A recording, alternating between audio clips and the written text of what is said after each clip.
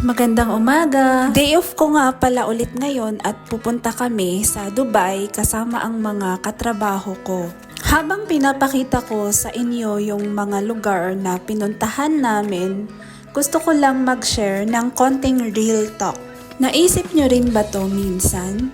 Yung mga taong inaasahan mong susuporta at tutulong sa'yo, sila pa minsan yung unang nanghuhusga o nanghihila pababa.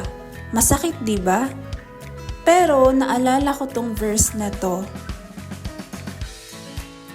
Madali lang talagang mahalin yung mga taong mabait sa'yo, pero yung mga nanakit, yung mga nanghusga, ang hirap.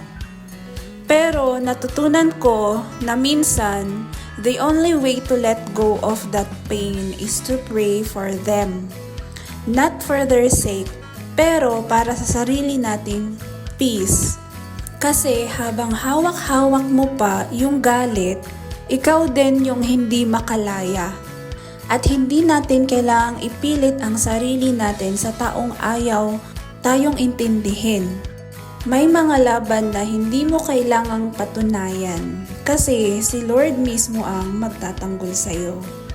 Habang pinipili nating magpatawad, unti-unti tayong pinapalaya ni Lord sa bigat na dala-dala natin.